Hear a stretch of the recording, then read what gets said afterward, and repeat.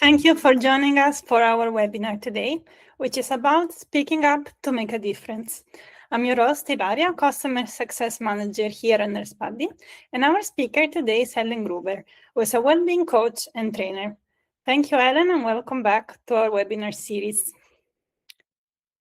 Thank you. Nice to see you. Nice to see you too. Today, Helen will be talking about how your voice carries real power.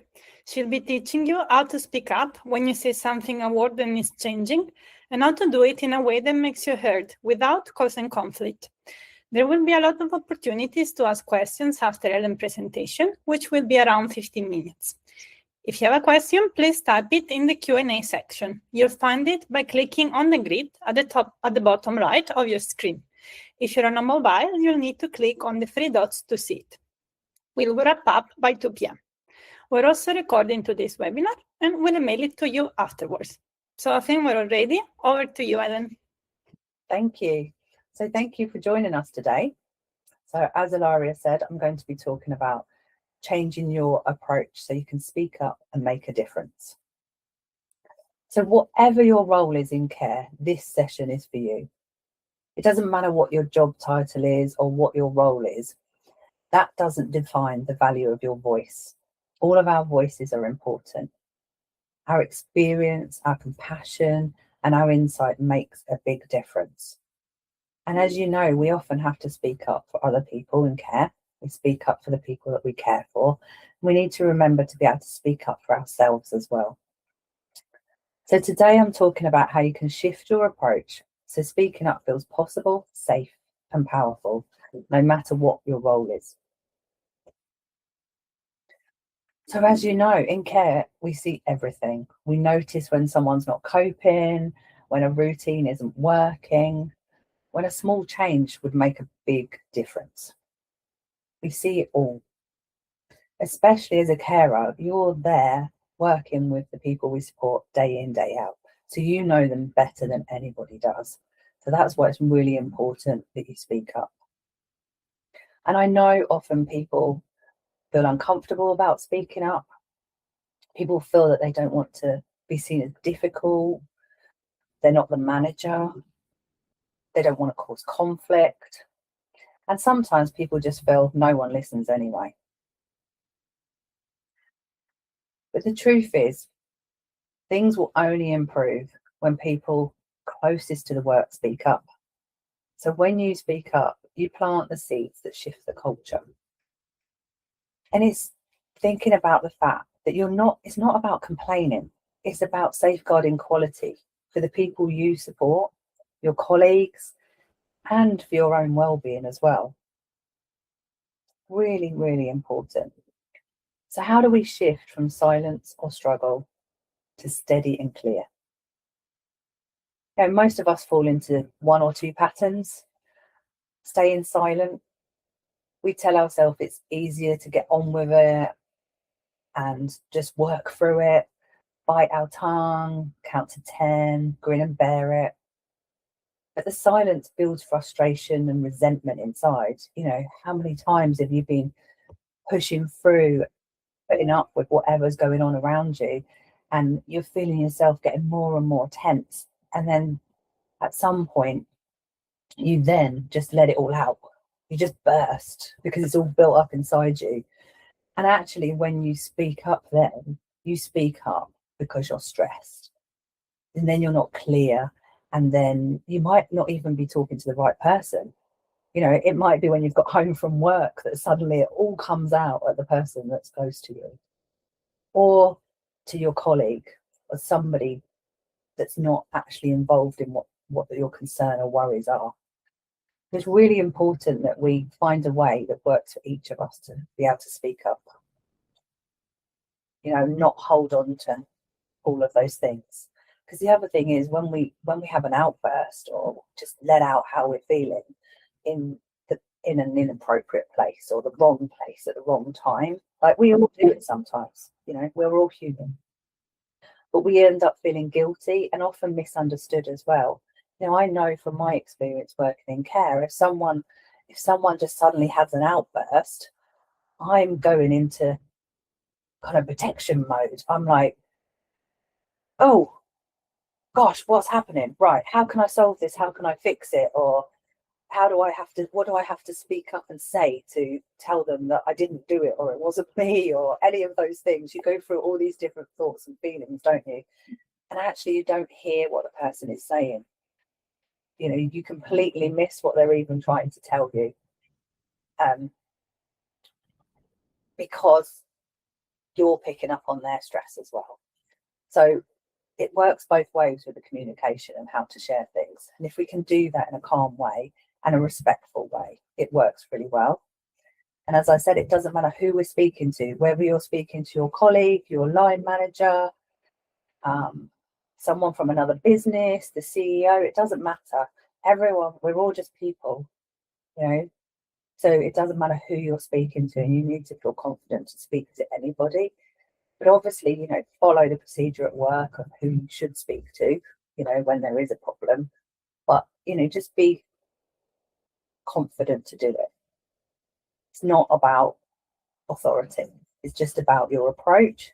And it's about having a positive approach and a good intention with whatever you're speaking up about. So we're going to talk about 3 principles today. So first of all, speak from purpose, not pressure. So before you speak, pause and ask yourself, why does this matter? You know, is it about safety, quality, fairness, well-being? You know, when you're connected to your purpose, your tone naturally becomes steady, not defensive or emotional. So maybe instead of saying, this isn't working, you try, I've noticed something that could help us deliver better care. Can I share it? Just think about what your words are and how they're heard. Then the second one is state what you see, not who's to blame. Now, often we get caught up in, I didn't do it, they did it, this happened, so-and-so did that, and it doesn't help. We're all a team together. We're all going to make mistakes. We're all going to learn from things. And people will listen much better when they don't feel criticised, as I said before. So think about when you're talking to someone about your concerns, and think about what you're observing. So what do you see? What's going on? Why does it matter? You know, what's the impact on you, your peers, the people you're caring for? And then what would you like to explore? So ask what you want to do differently, what support you need. You know, what's your solution? Have you got a solution to the problem, rather than just going with your problems all the time? Is there a solution to it? So an example I came up with is, you could say, I've noticed that Sarah becomes anxious when her routine suddenly changes. It seems to affect her ability to settle for the rest of the day. Can we look at how we communicate changes to her? So there you're explaining what's happening, what you've observed. You're really clear about it. And then you're asking to have a conversation to look at how to change it. So people will give you much more positive response, and you're more likely to get people to listen to you and hear you well, and how you communicate to them. The third principle is stay in your lane, but stand in it fully. And what I mean by that is stay in what's your role and what's your responsibility. Don't get caught up in other people's jobs and what should be happening in their job and in their role. You know, we should all take responsibility for speaking up. If there's a problem, we absolutely have to take responsibility for speaking up. That's how expected of all of us. But yeah, just don't get caught up in other people's things. You don't need to fix everything. You can't fix everything. But speaking up clearly about what you're seeing, what you're experiencing, and what you need to do your job well is really, really important. Sharing what isn't working and what support you and your team need as well. And by doing this, you're building trust with your colleagues, with your line managers, with the whole team, with the people you care for, you know, even with the families and everyone involved as well, by speaking up and being clear about things. And you build trust with these people. So things you could say is, from my role, here's what I'm finding, or what would help me do this safely is, or here's what I need clarity on. So things to think about what you're saying. So whenever you do need to speak about something, I would suggest that where you can, take a moment, take a pause, think about it before you do speak. You know, if it's urgent and you've got to speak about something straight away, then that's, you know, just stop and take a few breaths before you go and talk about it. But more often than not, you've got a bit of time to process what's going on and what support you need, so you can consider what you want to talk about. You don't have to jump straight into it. I know we get caught up sometimes, don't we? You know, we're like, I've got to get this sorted straight away, I've got to fix it immediately. But actually, you know, most things, it's not an immediate thing that you have to do. You can take a moment and consider how you're going to raise what you need to talk about with people. So a simple speaking up script that you can use when you want to raise something as well is considering, is it a good time to talk about something you've noticed? So is it a good time to talk about something I've noticed? That's you asking for permission from that person to talk to them. And when you do that as well, that gives that person a moment to stop and be present with you and actually listen to you. Because if you just walk in and start talking to someone, they're already caught up in whatever else they're dealing with and whatever else they're thinking about at that moment. So, you know, check in with them. Is it a good time to talk? And if it's not, you know, agree a good time to talk as well. And then talk about what you're observing. Here's what I'm seeing, and be really clear about that. And keep focused on the facts, not what you think, but what is the actual fact of what you're observing, what's been going on. And then obviously think about how you tell them about the impact. So this is how it affects the person, the shift, or the team. So let them know what the impact is of the problem that you're trying to talk about. Then you're going to look at asking for what you need. You know, what support, I need this support, or can we look at how to improve this? Be really clear on what it is you want. And if you've got a solution, share what you think that solution is as well. And always be appreciative as well. Just, you know, thank you for hearing me. Because the more we are considerate when we talk to someone about our concerns and our problems, the more they're open to listen as well. You know, because we've all had those people in life where we're like, oh gosh, here they come, another problem. What are they going to tell me about today? You know, and you're thinking, oh, do I want to talk to them right now?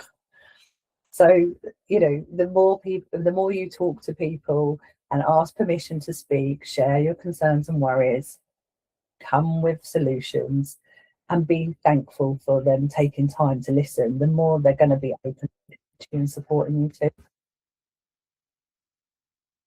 So just a bit of a reminder that when you need to speak up, take a moment and pause instead of pushing through. Speak from purpose. Say what you're seeing. Own your own lane. Ask for what support you need. And then when you're speaking up like this, you shape the culture around you. And you also show others that it's possible. You know, other people around you will see that you're speaking up and how you speak up, and they will also follow as well, and potentially and back you up with what you're saying too. And then all of you can speak up together about concerns and worries in a way that will get you listened to. So there's a few things for you to think about. Nobody's perfect. We're all going to have moments where we say the wrong thing at the wrong time, or we get stressed and frustrated. But if going forward from today, you can just really consider about how you raise your concerns and worries, and don't hold on to them. Speak up as soon as you can. It'll be really, really good for you and make you feel better, and it will help everyone around you too. So my last thing to say to you is you don't need a loud voice to make a difference. You just need a steady one. Thank you, Helen. I could definitely resonate with a lot of what you shared, but I really love what you mentioned about being able to shape the culture around you, because as you said, it can be easy to feel overwhelmed and not be able to stop for a second, think, and maybe that lands poorly. And then even if you speak up, it doesn't make the difference that you were looking for. Yeah. So thank you for sharing all those advice as well on how you can speak up to make a difference. So at this point, we're ready to take questions from the audience. So as I mentioned briefly before, you can ask Helen a question with the Q&A session. So it's at the bottom right of your screen under the meeting tools. It looks like a grid, and we will get to as many as we can. So one question that I actually wanted to start with is, what happens when speaking up doesn't lead to change, and how do we stay committed? Okay, good question. Good question. It depends on what you're speaking up about and what change you're after as well. Because what we have to remember sometimes is sometimes we're speaking up about something that we're concerned about or worried about that is about processes and policies and procedures and things like that. So actually you might speak up and voice how you feel, but it doesn't mean things are going to change. And obviously if it's about the safety and well-being of people, then obviously that's when you need to look at who else you speak to. But it's also listening to the other person you're speaking up to and understanding why things might not change, because just because we think something should change doesn't always mean that it will change. You know, there's various things, isn't there, like things in our contract and stuff like that we might like to change. You know, I might like an extra few days annual leave or things like that, but there's a reason behind why we get what we get. So it's also just understanding why things aren't going to change, and ask that question as well. If things don't change or you don't feel that the person's going to make a change, ask that question. Can you tell me why nothing's changed or why you're not doing things differently? Because I always think that it's better if someone comes and asks you about something and tells you that there's a concern or worry or they want something to change, that if you can tell them why we do things in a certain way or why things can't change, people are more understanding, aren't they? And it doesn't feel so stressful, because some things we just have to accept they are as they are. Definitely, that's so true. And I guess this can lead me to the next question, because maybe you are tempted to say, well, could someone else pick up for me? So why does it really matter that we take that first step? I think it's really important that we speak up for ourselves, that we advocate for ourselves, because we shouldn't just assume that someone else is going to speak up. And also there's the risk that if you don't speak up, you're actually complicit in something that's wrong, especially if something about someone's care, if you ignore that as well, you're potentially complicit in that because you've ignored what's going on. But yeah, one of the big things is it's really important for you to have a voice and you to advocate for yourself. And when you speak up, you're telling your truth. You're not talking about other people.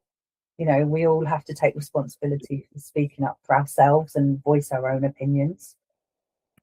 Yeah, absolutely. And I think, another question came up, which I think is connected to what you said. Unfortunately, sometimes we speak up and nothing will change. And sometimes the other person may not like it. So what should we do in that scenario where, it didn't land as they hoped? Yeah, that happens, doesn't it? And like people become defensive, people feel criticized and they don't respond in the best way. I would always say that if someone hasn't responded to you, if you can, try and go back to them again and speak to them. Give the person a chance to have gone away, got annoyed about it, ignored you, you know, because we do that sometimes, and not necessarily intentionally, but we've kind of got annoyed about it, gone away and gone, well, there's nothing I can do, and we haven't responded. But also the next step is to think about who else you can speak to, you know, especially when there's a concern about safety or well-being of someone. Then obviously you need to follow your policies and procedures, and if your line manager's not listening to you, you may need to go to their line manager. You may need to go outside of the organisation, you know, to safeguarding, to local authorities, to somebody else. So there's always a procedure in place for any complaints and concerns and worries, whistleblowing, etc. There's always a procedure in place. So do follow that line of chain of command. But also, yeah, sometimes just give someone a chance and go back to them and talk to them again and get them to listen to you again, or voice. They might need to share what they were feeling about it so that they can take a moment and then be supportive. Yeah, absolutely. Thank you so much, Helen. I think we're kind of going toward the end of the webinar. So thank you so much for joining us and sharing all your advice and wisdom. We'll be including more information about how Helen works with care teams to support their well-being in the mail with the recording of this webinar. So look out if you're interested. Then our next webinar will be about what to do if a CQC inspector wants to talk to you, which will be on Tuesday, the 24th of March.